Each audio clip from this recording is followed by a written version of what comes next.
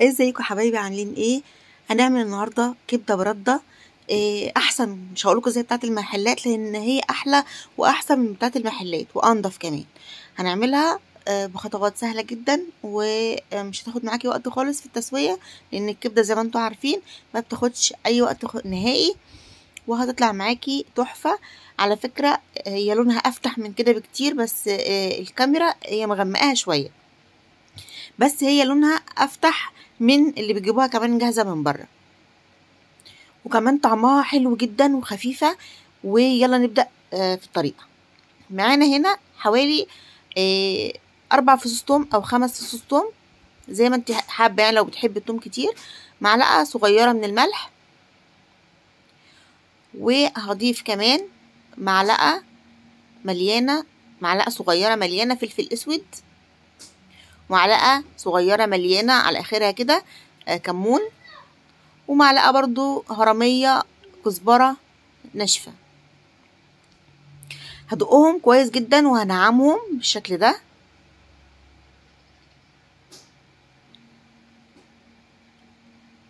وبعد كده بقى هنزل ب شويه خل كده، حوالي 3 معالق كبار خل، وهعصر ليمونه. خدي بالك بس البذر اللي وقع ده انا بشيله.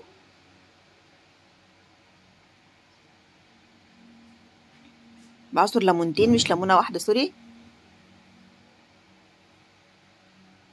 الكبده اللي معايا دي كيلو من الكبده، تمام؟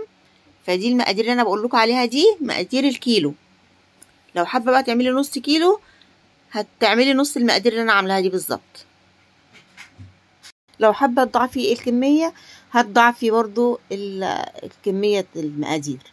معايا هنا كيلو من الكبده، انا حاطاه في مصفى. الكبده ما بتتغسلش يا جماعه، انا كنت بغسلها زمان بس كانت فعلا ريحتها بتزفر وكانت مبتبقاش حلوه خالص. نحطها في مصفى تصفي كل الدم بتاعها، وبعد كده بقى ننقلها هنا على بوله. بعد ما صفت كل الدم اللي فيها هنقلها هنا في بوله، وانزل بقى بالخلطه اللي انا عملتها دي، واقلبها كويس جدا بحيث ان انا اخلي كل الكبده تجيلها يعني تختلط بالتوابل اللي انا حطيتها دي بالشكل ده كده.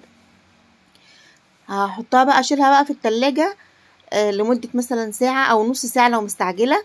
وبعد كده بقى اجي بقى ان انا اشتغل وان انا هقلي بقى. جبت هنا كمية من الردة، وهنحط معاها طبعا دقيق. ما نعملش برده بس يا جماعة، هنخلط معاها دقيق علشان يدينا اللون الفاتح اللي احنا شفناه دوت. لون الكبده يبقى فاتح كده، وفي نفس الوقت الدقيق بيمسك اكتر في الكبده ساعه القلي. يعني حتى لو قليتي برده بس اعملي الخطوه اللي انا هقولك عليها دي. هنضيف بس شويه ملح صغيرين كده عشان بس الطعم الخارجي، لكن هي متبله ومش محتاجه اي حاجه، زي الفل. قلبنا الرده كويس كده بقى لونها زي ما انتم شايفين كده، لونها فتح كده. وهبتدي بقى ان انا اجيب القطعه كده اهوت، افردها كويس جدا، مخليش فيها اي قطع متنيه او متطبقه. وابتدي بقى ان انا كده اخلطها بالدقيق والرده كويس جدا، وابتدي ان انا اضغط بايدي كده بالشكل ده كده. عايزه اقول لكم ان هي هتتقلي وهتطلع من الزيت وهي زي الفل كده، مفيش، والزيت مش هيتبهدل خالص ولا هيبقى ولا هيغمق ولا اي حاجه خالص. وهنشوف مع بعض دلوقتي. لو لسه معايا لغايه دلوقتي يا ريت تشرفيني باللايك واشتراك للقناه وتفعلي زر الجرس عشان يوصلك مني كل جديد. انا عملت كل الكميه، ما تعمليش وتقلي على طول، اعملي كل الكميه مره واحده كده، حطيهم على بعض عادي مش هيلزقوا خالص. وهنا بقى حطيت مناديل مطبخ علشان طبعا اقلي واطلع عليها. هنا عملت شويه سلطه كبده بلسان العصفور تحفه جدا. فتفيت الكبده اللي فاضت مني، عملت بيها شويه سلطه كبده بتدي طعم حلو قوي مع الاكل. هبقى اعمل لكم فيديو بيها مخصوص. هنا بقى حطيت صينيه على النار، وحطيت هنا شويه زيت، مش كتير قوي، مش لازم تحطي زيت كتير قوي يعني. وبعد كده احط بقى الكبده، ما بتاخدش سوا خالص نهائي نهائي، يعني الكبده يا دوبك بتحطيها، ما بتعدي مثلا لغايه مثلا 5 وتقلبي، فاهماني؟ لغاية 5 وتقلبي وبتطلعي بقى بالشكل ده كده. طلعي كمان افتح من كده كمان. يا دوب بقى، يا دوب. شايفين الزيت؟ شايفين نظافة الزيت؟ مفيش حاجة واقعة ولا ردة واقعة في الزيت ولا اي حاجة. الزيت طالع معايا زي الفل. عايزة اقول لكم ان انا خلصت كل الكمية دي والزيت نضيف وزي الفل. طبعا الاضاءة عندي يعني مش قادرة اقول لكم، الاضاءة وحشة جدا، مش مدية الحاجة حقها في النور، يعني مش مبينة لونها الطبيعي، مغمقة شوية، بس هو طالعة زي الفل كده. الكبدة ما بتاخدش وقت خالص يا جماعة على النار.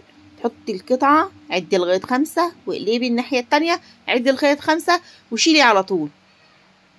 بس حطيت لكم بقى ايه رشة بقدونس كده، تدي بس تدي شكل جميل كده، وشوية بقى سلطة، شوية سلطة طحينة. أنا عاملة سلطة الطحينة في فيديو تاني تحت ده على طول. مع السلامة.